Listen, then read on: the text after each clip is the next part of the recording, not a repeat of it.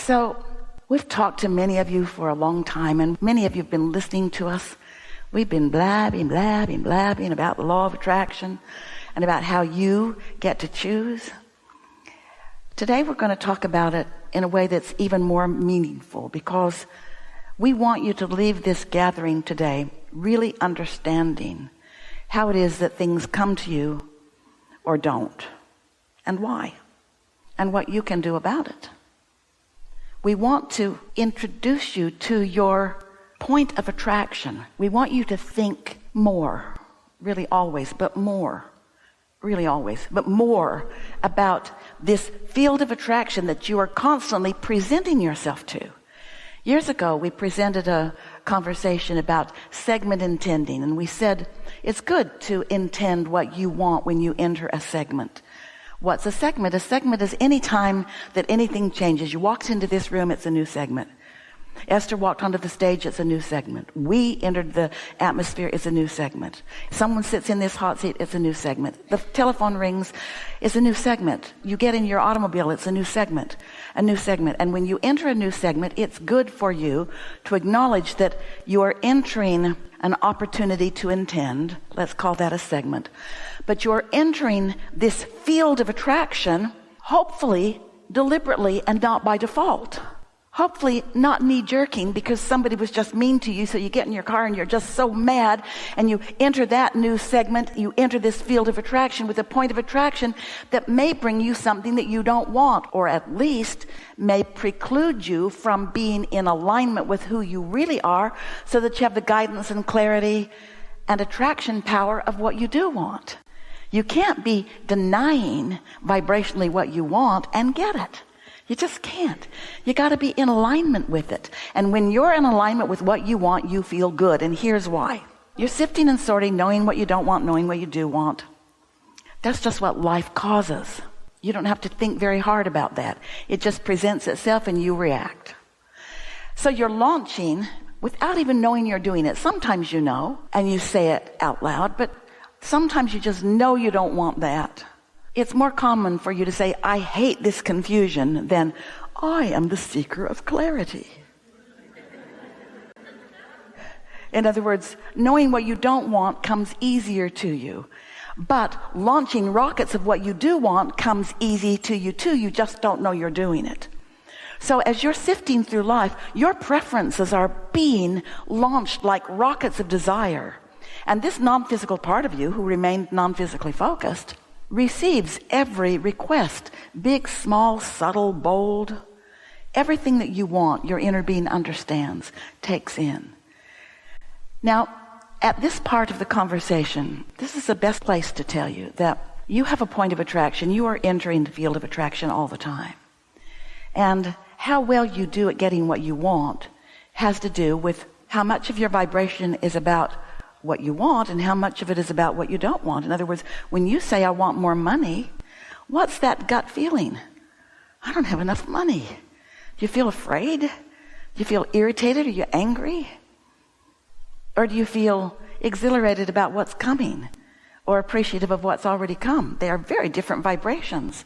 And you are, we love you so much, you are a mixed bag a lot of the time.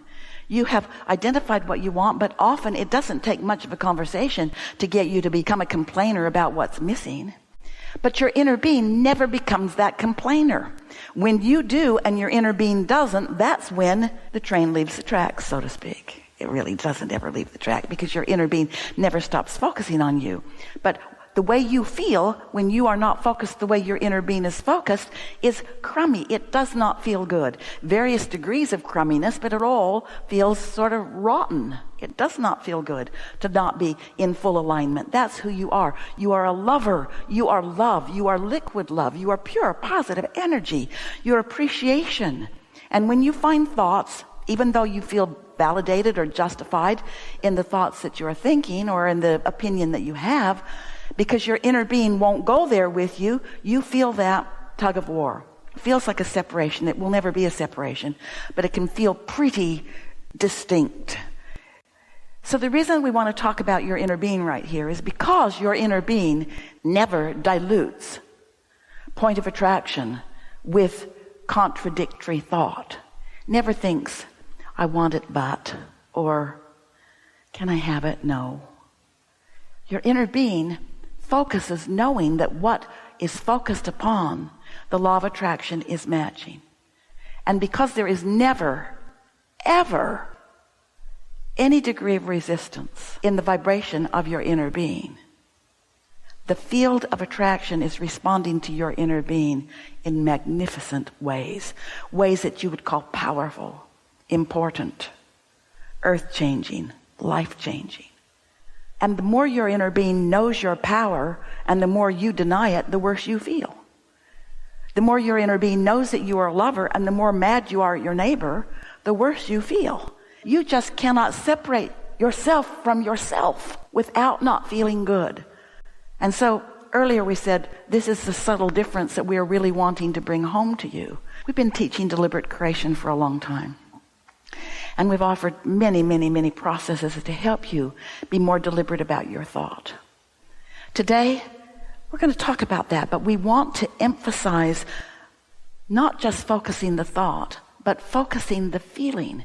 Because when you focus the emotion, when you decide to find the emotion, when you find the emotion that feels good, now you are in sync with your inner being, who is always only there. And now you are powerful in your attraction like your inner being is. Esther was visiting with a new friend the other day who had something that she really wanted and had wanted for a long time, and it had reached a critical point in her life. Critical point in her life. She did not know what to do. And Esther tried to guide her into some more positive feeling thoughts, but she was sort of locked in. It's been 15 months. This is how it's going. It was not easy to change her expectation. And then Esther thought, well, maybe I'll just join my inner being and her inner being and know what they all know about where she's at. Wonder how that would go. Went real good. That's what the power of influence is. When you hold someone as your object of attention while you are in sync with the whole of who you are, your attraction power is extraordinary. You're not here to create in the lives of others, but you are here to focus and find objects of attention that are important to you and focus there. There are all kinds of people who are in your life who you have put into your vortex.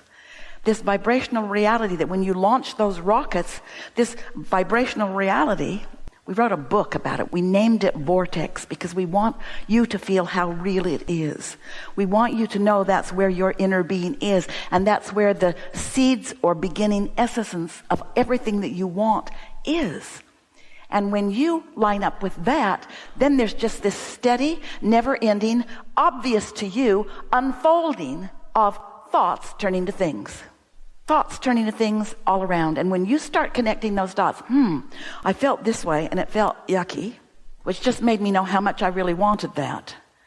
But when I tried to focus upon that, all I could feel was yucky because I'd been practicing yucky for so long about this. And everybody that hangs around with me joins me in the yuckiness talk about it. And so it's hard to get loose of it. So I accepted that I had launched step 1. And that source energy was taking care of step 2. And then I just decided to find anything and everything that I could focus upon that didn't feel yucky. I practiced step 3 by focusing wherever I needed to focus in order to feel good, which means you found ways of lining up with who you really are. And when you did, thoughts turned to things. And you said, ooh, that was like magic. I said, it's not magic. It's the law of the universe. It's not magic. When you line up with who you are as you are thinking about what you want, it comes about. You are a creator, but you have forgotten that. You knew it when you came, but then you got talked out of it by others who had forgotten before you even got here. But when you start deliberately focusing on what you want, and most important, you deliberately find the feeling of what that feels like. Because until you've generated the feeling, you're not there. Words don't bring it about. You can say love when you're really mad. And you can say, I have lots of money when you're really afraid. And you can say, I'm really strong and brave, when you're really unstable and unsteady. In other words, the words don't matter. How do you feel? How do you feel? That is your guidance system. And that's everything that is important for us to talk with you about. We are eager to talk with you about anything that you want to talk about. There is nothing off limits. We want to show you how you can, with not as much work as you might think, find the feeling of what you're reaching for. And when you do, boom, boom, boom, boom, boom, boom, boom. First comes clarity. That's a manifestation. Emotions are first manifestations. And once you're able to maintain that feeling, not all day, every day, but more often than not, more often than not, more often than not, more often than not, before you know it, things start falling into place, and you know it. You can feel them coming. You stand in expectation of them. You begin to regain the confidence that you were born with, that confidence that said, I'm going to explore and to decide and to focus and to create.